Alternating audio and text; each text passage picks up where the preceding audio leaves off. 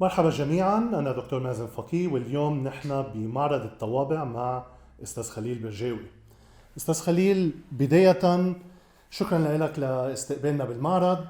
اهلا وسهلا. وهذا معرض أخذ شهرة على صعيد لبنان كله، بالإضافة لدول العالم العربي وروسيا مثل ما هلأ رح نحكي بعد شوي.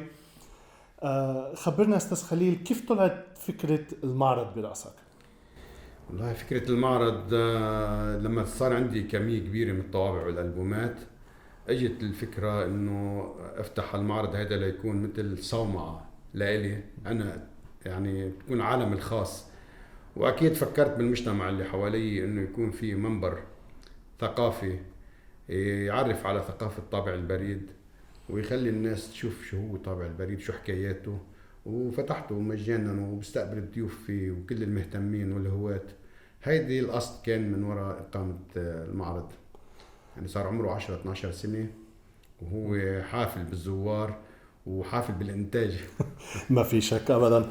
وشو شو النشاطات يلي عملتها بهال 12 سنه تقريبا؟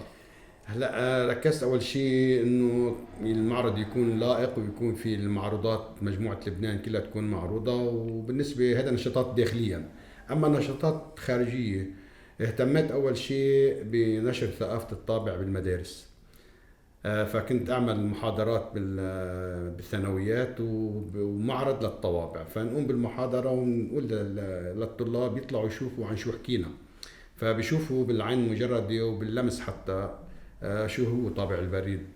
اول شيء لحتى نوصل لهم الفكره، وثاني شيء لحتى نعمم الثقافه هيدي ونخلق هواة جداد، لانه المدارس على طول هي ارض خصبه لحتى تنتج مواهب وتنتج علماء، هي مدرسه اساسا. فاشتغلنا كثير على المعارض بالمدارس، واشتغلنا على معارض مع البلديات ومع الجمعيات. من يعني نلحق المناسبات. كثير عملنا معارض للقضية الفلسطينية لفلسطين، عملنا معارض بالنبطية لحسن كامل الصباح، عملنا معارض لرجال الاستقلال. كمان اشتركت بالنوادي بلبنان، النادي اللبناني اللي هو الطابع والعملات أسسه وارف إماحة. وفي نادي هواة العملات كمان، مؤسسينه شباب هواة العملات، رئيسه كان جيلبير أبو فيصل. فاشتركت معهم بكتير معارض، بلدية سن الفيل وبوزارة السياحة عملنا معارض. و- وكان الهدف هو نشر هالثقافة هذه، يعني هذا هو الهدف الأساسي. وكانت كلها معارض ناجحة، لأنه في كتير ناس بلبنان تعتبر طابع البريد عالم جديد. يعني ما بتعرفوا، ما بتعرفي على الثقافة هيدي، بتفكر انه خلص ماخذين فكرة ورقة بول. اكتر من هيك ما، يعني ما عندهم انه حاب تنحط على المكتوب. ما بيعرفوا اهميته القصوى، اللي هي الاهميه الثقافيه والاهميه الرمزيه لطابع البريد. فكان واجبنا احنا ان نعرفهم على الفكره هيدي بالنسبه للمعارض على صعيد لبنان. واذا بتحب نحكي عن معرض عملته بموسكو لبول كوروليف. بول كوروليف اللي عرفك عنه قبل، بول كوروليف هو مبدع، فنان مبدع روسي. انتقل من روسيا وقت الثورة البولشفية، لقى لبنان، أعجب بلبنان وحب لبنان وسكن بلبنان. هالحب هذا دفعه لأنه يرسم لبنان، رسم كافة مفاصل الحياة اللبنانية من طبوغرافيا بيروت. رسم طوابع، رسم العملات، رسم أوراق اللوتو واليانصيب، رسم مجلدات كتب التاريخ والجغرافيا اللي عليها كانت هالصور الحلوة، كلها كان يشتغلها بول كوروليف. انا لما تعرفت على شخصيته لبول كوريليف من خلال اعماله، وعجبت جدا بهالشخصيه هيدي، وحبيت انه اعطيها حقها. فعملت لها غلاف خاص كتبت عليه تحيه لروح بول كوروليف. وزارني باحثة روسية مهتمة بموضوع الروس بالاغتراب عن أعمال الروس. فشافت أعمال بول كوروليف من الطوابع، وعرضت علي إنه نعمل معرض لأعمال الفنانين الروس بموسكو. بالفعل أنا تجاوبت معه وعملنا معرض كتير كتير كان ناجح بالعاصمة الروسية موسكو ب 18 نيسان سنة 2018. واستمر قعد 4 أيام المعرض أو 6 أيام، لا من 18 ل 24. كان كتير معرض ناجح، وكتير كان عليه إقبال من الهواة الروس ومن المهتمين، وكانت تجربة فريدة لإلي، وكانت غنية فعلا إنه تعمل معرض لك لوحدك. يعني أنت بتكون معروضاتك هي الشيء الرئيسية بهالمعرض هيدا، وبعاصمة مثل موسكو. يعني هذه من أهم نشاطات المعرض. كمان نرجع بنقول إنه في عنا نشاطات عبارة عن إصدار بطاقات بريدية، وإصدار غلافات تتعلق بمناسبات معينة، نصممها ونصدرها ونعمل لها ختم، وكنا نوزعها مجانا بالمعارض اللي كنا نعملها. عملنا تكريم لرسام لبناني، رسام طوابع اسمه سمير غنطوس، فنان كبير كان تلميذ لبول كوروليف. كمان عملنا له تكريم، وعملنا له 3 بطاقات بريدية توزعوا ببلدية سن الفيل، بس عملنا له التكريم. يعني اهتمام المعرض بكل شيء اسمه طابع بريد، رسامين طوابع البريد، والنشاطات البريدية من خلال الغلافات ومن خلال البطاقات البريدية. كتير اهتم المعرض بموضوع الرسم والتصميم، يعني رسامين ومصممين الطوابع اللبنانية ألقينا الضوء عليهم وسلطنا الضوء عليهم كتير، لحتى نعرف مين اليد الخفية اللي وراء الإبداعات هذه برسم طوابع البريد. يعني تعرفنا على كتير مصممين مبدعين، إذا بتحب بنحكي عنهم. أكيد. يعني بنبلش بجوزيف ديل نازاري، كان مدير المكتب تنمية الفنون بالمستعمرات الفرنسية، فرنسي. رسم أول مجموعتين للبنان، مجموعات المناظر، كانت فعلا يعني فخر الطوابع اللبنانية. من بعد منه اجى في واهميتها هيدي اكيد بانه حطت الحدود بين لبنان وسوريا ولبنان وفلسطين، لانه المنطقه كانت مخلوطه كلها بهديك الايام. صح. فطريقه للفرنساويه يقولوا انه هيدا حدود لبنان، بعلبك تابعه للبنان مش تابعه لسوريا الى اخره، عبر الطوابع، لانه لهم الطوابع لها رسائل سياسية مرات كتير، مش بس رسائل فنية. بالمية رسائل سياسية ورسائل. الطوابع لها كتير وظائف غير أنها هي رسم بريد. وهيدي هي اللي كنا احنا بلشنا حديثنا انه ثقافة طابع البريد. ثقافة طابع البريد ده بتعرف شو وظيفته؟ وظيفة طابع البريد مش هو رسم للرسالة، وظيفة طابع البريد له عدة وظائف مثل اللي تفضلت فيها دكتور مازن. الوظيفة السياسية، رسمت أول مجموعة للبنان، رسمت حدود لبنان بشماله وجنوبه، شرق وغرب، سهل البقاع، وقالت إنه هذا هو لبنان الكبير. بالإضافة لجوزيف ديل نازاري إجا فيليب موراني. بعد فيليب موراني إجا مصطفى فروخ، رسم لطوابع للبنان. واجا بعد منه بول كوروليف، رسم مجموعة كبيرة جدا من الطوابع اللبنانية. ومرورا بسمير غنطوس كفر الرحلة من وراء من بعد بول كوروليف. في عندنا فنانين روس كمان غير بول كوروليف كانوا عايشين بلبنان ورسموا. عندنا ميخائيل بورادة، كانوا زوجته سابينا كان مهندس معماري كمان عاش ببيروت ورسم 14 مجموعة للبنان. وفي عندنا غير بورادة عندنا فلاديمير بلاس كمان رسم أكثر من مجموعة للبنان. هول 3 فنانين روس بالإضافة للفنانين اللبنانيين. هلا وصولا للفوتوشوب. الفوتوشوب صار اي حدا عنده المام شوي صغيره بالفوتوشوب كان صار قادر انه يصمم طابع بريد. والليبان بوست ما قصرت من هالناحيه هيدي، يعني ما عاد اعتمدت على رسامين وعلى ابداع بالرسم، اعتمدوا على الصور الفوتوغرافيه وعلى موضوع الفوتوشوب لحتى انتجوا لنا طوابع من سنه 2000 لليوم. هذا تاريخ المصممين لطوابع بريد لبنان. وهيدي الحاله بكل العالم. بنلاحظ انه النحت على الخشب، الحفر على الخشب او حتى الليثوغرافي خفت كتير. بالمقابل صار كله هلا بينجوا على الكمبيوتر، وصار في حتى تفنن بالتكنولوجيا اكيد اثرت وصارت تعطي انتاج جميل، بس لكن ما في الروحانيه الفنيه فائدها فقدها طابع البريد. يعني من قبل كنت تلاقي بول كوروليف عم بيحط من قلبه ليرسم طابع البريد، يعني عم ياخد من وقته وجهد وتعب وابداع. كان في، هلا اذا بتمسك طابع بريدي لبول كوروليف او لسمير غنطوس بتلاقي في الطابع عم يحكي معك، بينما الطوابع الجديده صحيح حلوه لكنها صماء ما بتحكي. مظبوط مظبوط.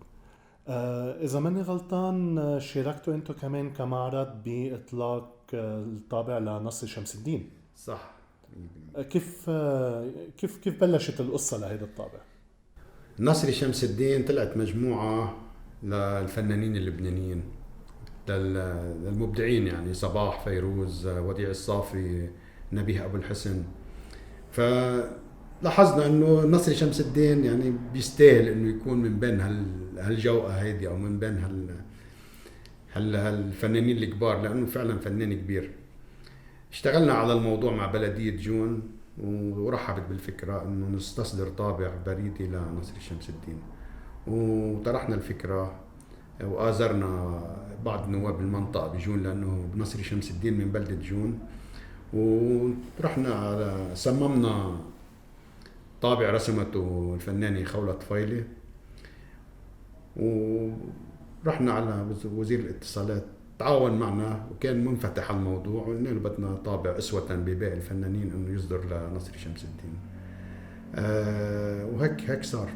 ألزمنا 30% من الطوابع بدنا ناخذهم. هذا القانون حول العالم مش بس ما في مشكلة انه له راعينا شوي بسعره، يعني انه يكون سعره مش عالي، فكمان جاوب معنا. ومن هون صدر طابع نصر شمس الدين وصدر له غلاف طابع أنيق وجميل جدا، ويعني أنا قلنا أعطيناه حقه. طابع البريد ما تستهون فيه دكتور مازن، طابع البريد أهم من التمثال. إذا لفلان تعمل له تمثال، لأنه أي حركة سياسية أي شيء بيصير بالبلد قادرين يجيبوا جرافة وبيزيلوا التمثال، بس لكن طابع البريد ما في قوة بالعالم بتقدر تشيله من بين إيدين الهواة وعن الرسائل المتداولة، ما فيها تشيله من ألبوناتنا ومن ذاكرتنا ومن ذاكرة الوطن بشكل عام. فكرمال هيك هذه أهمية قصوى لطابع البريد 100%، لأنه طابع البريد متى ما أصدر خلص صار بين إيد الهواة. هيدا من ناحية. من ناحية تاني طابع البريد هو مثل سفير للبلد، بيقدر يزور كل البلاد، حتى البلاد يلي دخول الرعايا تاعون البلد مش قادرين يفوتوا عليها، وهذه حصلت بالحرب الباردة. صح. انه الرسائل كانت تقدر تقطع الستار الحديدي، الحدود بين مثلا ألمانيا الشرقية والغربية، ولكن الأشخاص ما فيهم يقطعوا، فكانوا يبعثوا رسائل سياسية عبر الطوابع. واللي حلو بطابع نصر شمس الدين انه هو صدر بقيمة 250 ليرة. اذا زدته على طابع فيروز يلي هو 1500، هي التكلفة الكافية تتبعت بطاقة بريدية من لبنان على الدول الأوروبية. صح. يلي هو شيء كومبينيشن كملوا بعضهم، يعني كانت تركيبة كتير حلوة. حسبها مزبوط 100%. صح. فعادة بالطوابع في نظرية بتقول انه الطابع هو رسالة بيختار الشخص وبيختار التركيبة للطوابع. صح. من بعدها الطريقة يلي بيترتبوا بين بعض الطوابع، ورابعا هي انه الشخص اللي بيستقبل الطوابع شو بيحس لما يشوف هيدي الطوابع. فهي شغلة متكاملة لما بإرسال الرسالة. مش بس كلام سليم. بدي احكي شغلة صغيرة. أنا اتصلوا في نقابة الأدلاء السياحيين، ربطوا بين طابع البريد وبين السياحة، فعلا ربط كان موفق جدا، وطلبوا مني إنه إذا بقدر أعرض صور وأحكي عن الموضوع هيدا. فحكينا أكثر من ساعة ونص عن الموضوع، إنه طابع البريد هو له دور دعائي للسياحة. لما لبنان يعمل طوابع للقلاع الأثرية اللي عنده، لما يعمل طوابع للعصافير والفراشات، يعمل طوابع للفاكهة اللبنانية، هو عم بيقول للعالم انه احنا بلد معتدل المناخ، احنا بلد فيك تزوره، فيك تتنعم بالفاكهة اللي فيه، فيك تشوف العصافير، فيك تشوف الفراشات، فيك تزور القلاع الأثرية على اللي بتحكي تاريخ من الرومان ومن الفينيقيين. فطابع البريد دوره دعائي. لما عم تفضل انت دكتور عم تقول انه طابع البريد لما يقطع الحدود على بلد تاني، لما توقع الرسالة بين ايدين حدا بيشوف طبعا بده يتساءل هذا البلد غني، يعني غني لما عنده تفاح بالشكل هيدا وعنده قلعة أثرية من فينيقية أو إنه رومانية، معناته إنه بلد خارج إنه نزوره. فبكون طابع البريد هو الدافع للسياحة، هو أكبر يعني له عامل أساسي بالسياحة بالبلد. طابع البريد جواز السفر. الرسالة من دون طابع بريد على حسب نظام الUPU يعني الاتحاد العالمي للبريد، من دون طابع بريد الرسالة ما بتظهر من مكتب البريد، يعني مش تهمل ترمى بالنفايات. فهوية الرسالة وجواز سفرها هو طابع البريد، بتسافر وبتطير لكل أنحاء العالم بهذا الجواز السفر. فله أهمية قصوى طابع البريد. هيدي الثقافة اللي كنا احنا بدنا ننشرها، انه نطلب كنا من نوابنا من وزرائنا اللي بالجنوب خاصة، انه يا عمي انتم مهملين موضوع طابع البريد، لازم تصدروا طوابع بتحكي عن الجنوب، بتحكي عن المقاومة، بتحكي عن الشهداء. يعني المفروض انه يفرضوا رأيهم على النظام اللبناني انه احنا كمان بمنطقة لبنانية وفي إلى تاريخ قديم وإلى تاريخ حديث. تاريخ الحديث مشرف، تاريخ المقاومة، تاريخ تحرير للوطن من الاحتلال. فهذه ما تضوى عليها. احنا كثير انا يعني برفع الصوت على مع نوابنا ووزرائنا اللي من الجنوب انه لازم يتضوى على الامور هذه. احنا اليوم دكتور مازن عم نحكي اليوم ذكرى مجزرة قانا 18 نيسان ذكرى مجزرة قانا. مجزرة قانا يعني مجزرة فظيعة. يعني منيح انه البريد اللبناني ضوى عليها وعمل لها طابع بسنة اللي صارت المجزرة سنة 96. بدري كتير ممتازة، لكن في عنا كتير حكايات غير مجزرة قانا. عنا كتير حكايات، عنا كتير أشياء مؤثرة بالوجدان وبالذاكرة اللبنانية المفروض انه يتضوى عليها. ولكن العائق الأساسي هو انه نتفق بالأول على التاريخ. لأنه التاريخ تقدر توثقه بالطوابع بالأول.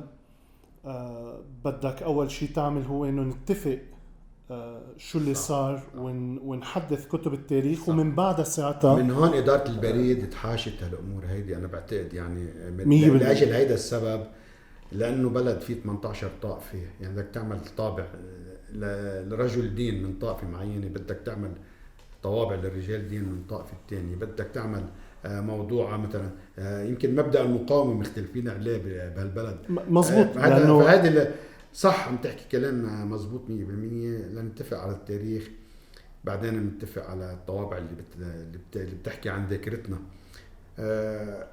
بريد اللبناني هرب من الموضوع هذا، يعني مقصر كتير انه هرب من موضوع ينعش الذاكرة بالأحداث الرئيسية، فراح على الأحداث على أشياء ثانوية، يعني ما غاص كتير بالضبط. لأنه انجبر. أنا بعتبر إنه انجبر مجبور نتيجة النظام يعني لما البلد هيك. يعني مجموعة الطوابع اللي نزلت عن السياسيين ورجال الدين اللي تم اغتيالهم.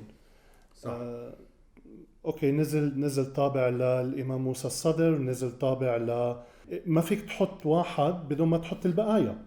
صح. يعني بدك تحط رئيس بشير جميل، بدك تحط الإمام موسى الصدر، بدك تحط مجبور دولة الرئيس رشيد كرامي إلى آخره. يعني عملوها 3-6 مكرر بالطوابع 100%. لأنه إذا نزل طابع بس للرئيس الشهير بشير جميل، بتلاقي تاني يوم بدها تطلع الصرخة إنه وين وين التمثيل اللي قلنا. يعني بنحكي الموضوع هذا كمان عن مجموعة قانا، مجموعة اللي احنا بنقلها مجموعة قانا الصليب الذهبي.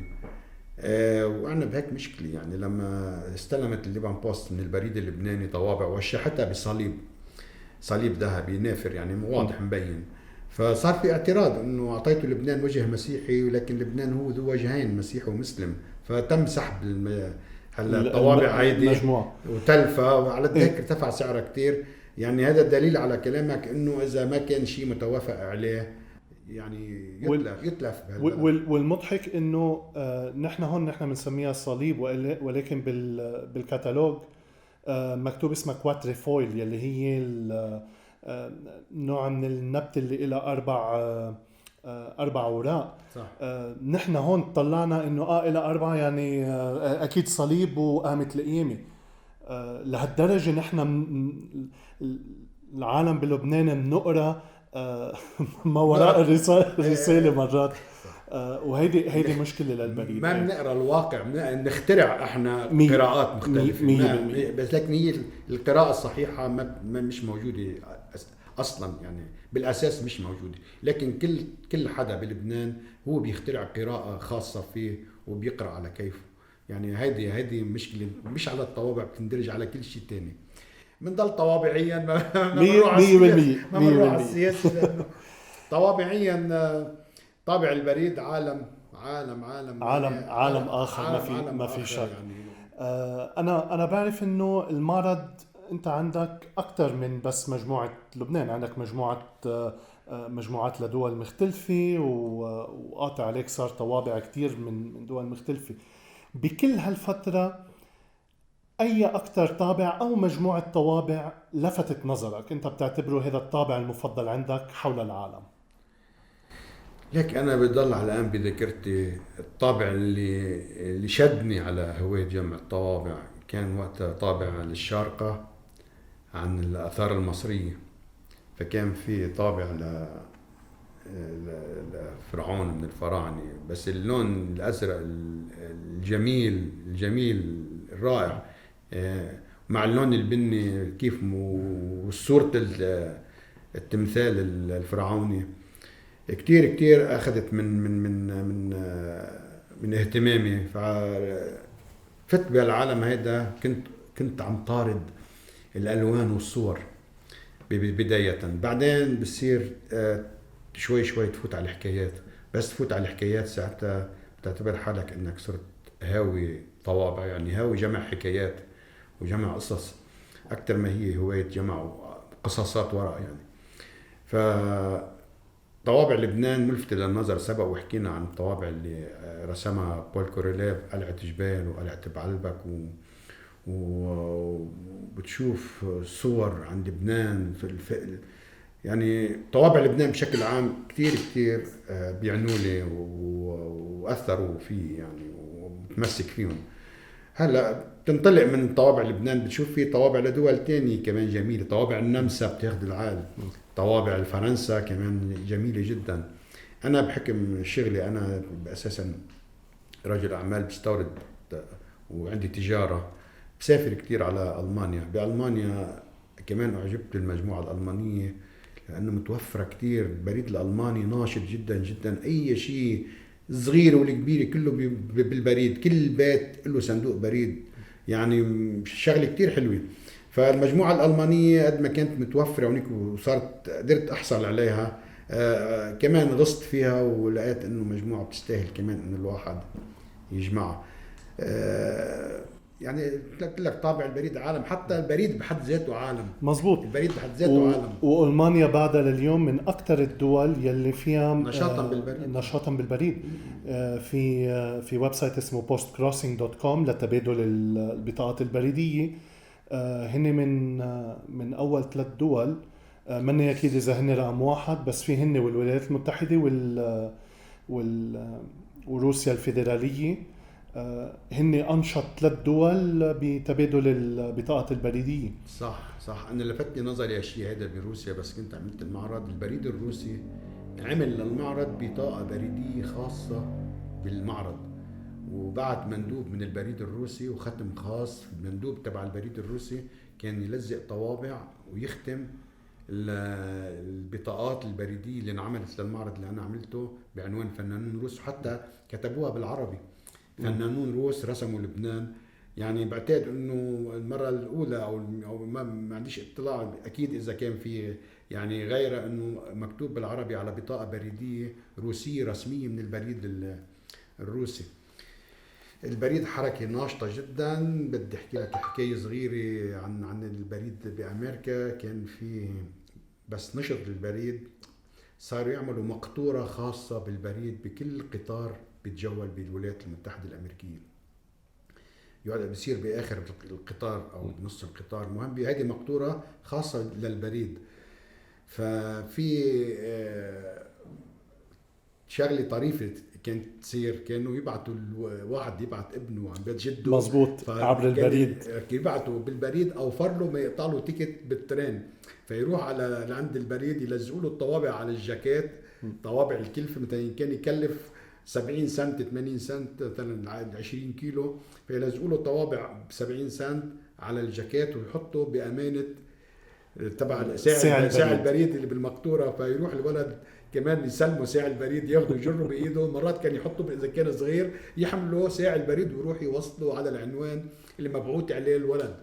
بعدين قد ما ضجت القصه وصار في منها كثير، في صحفي حط بجريده انه الشيء مش مزبوط، فالسلطات وقتها اخذت قرار انه منعت ارسال الاطفال بالبريد. يعني شوف البريد قد ايه كان حيوي، انه تامن على ابنك تبعته بالبريد، تحط له على ظهره طوابع وتبعته لعند بيت جده. فهذه الحكايات، هاي الحكايات الطريفه، في عشرات الحكايات، الوف الحكايات فكرة من خلال طابع، من خلال يعني ممارستك للهوايه. 100%. ومثل ما قلت انه اليوم بعد في البريد بعده ناشط، يمكن بالدول العربية هي شغلة ثانوية، ولكن حول العالم بعد في كتير ناس ناشطين بالبريد. ومثل ما قلت أنا عن الويب سايت بوست كروسنج، يلي عن جد بنصح كل المشاهدين إنه يفوتوا، رح أحط اللينك بالديسكريبشن تحت. أنا كتير بنصح إنه يجربوا هيدي الإحساس واللذة بتبادل البطاقات البريدية واستعمال الطوابع، لأنه ما في شيء أجمل من إنه يكون واحد قاعد مش متوقع يجي ساعة البريد يسلمه بطاقة من آخر ما عمر الله. صح. ويقرأ رسالة قصيرة من شخص تعرفت عليه. بدي أضيف لكلامك دكتور شغلة، البطاقة البريدية وطابع البريد توأم. أول شيء البطاقة البريدية ما فيها تسافر بلا طابع بريد، طابع البريد بيعززها للبطاقة. في عليها رسالة صغيرة، بس الأهم من الرسالة المكتوبة هي الصورة المطبوعة على البطاقة البريدية، هي نفس الصورة بالطابق الصور المحطوطة على البطاقات على الطوابع البريدية. فبصير الطابع هو بيعطيك صورة عن لبنان، والبطاقة البريدية اللي انت بعتها من كمان عم تعطي صورة عن لبنان. لأنه على ذاك بتروح وين بتلاقي البطاقات البريدية؟ بتلاقيها بالأماكن السياحية، بتلاقيها بتصور الاشياء الجميله بالبلد. يعني احلى ما في لبنان مصور على بطاقات بريديه، واحلى ما في لبنان مصور على طوابع البريد. فشوف انت صفت انت عم تعمل الدوز دبل، يعني الرساله اللي عم تبعتها عن لبنان دبل، بالاضافه لرسالتك المكتوبه عواطفك الجياشه اللي كتبتها على البطاقه. فصار البطاقه البريديه هو كمان رساله، والطابع البريد رساله، وما كتبت رساله ثالثه. في توأمة ما بين طابع البريد والبطاقة البريدية. على ذاك هذه الشغلة واعيين لدول العالم المتحضرة، واعية للأمر هذا. وعلى ذاك براستك بطاقة بريدية، ما براستك رسالة، لأنه بالرسالة كتب حكاية، كتب مشاعره وحط طابع بريد، بينما بالبطاقة البريدية كتب مشاعره وحط طابع بريد وبعت لك صورة عن بلده اللي هي صورة البطاقة. يعني شوف الغنى بالتعامل بين الهواة بالبطاقات البريدية أهم وأرقى من الرسائل الأظرف. يعني وفي ناس بتحط البطاقة البريدية بقلب ظرف، وبترجع بتحط لك 3-4 طوابع على الظرف من برا لحتى تزيدوا جمال وتزيدوا رونق وبتبعته. يعني شوف الرقي بالتعامل، هذا الرقي وهذا ما بيفهموا الا الهواة المخضرمين، الهواة الكبار، الهواة الفهمانين شو القصد من وراء الموضوع هذا. فعلى ذاك بتلاقي اهتمام بالبطاقة البريدية اهتمام مميز. 100%. أستاذ خليل، أنا بشكرك كتير على استقبالك لنا. أهلا وسهلا.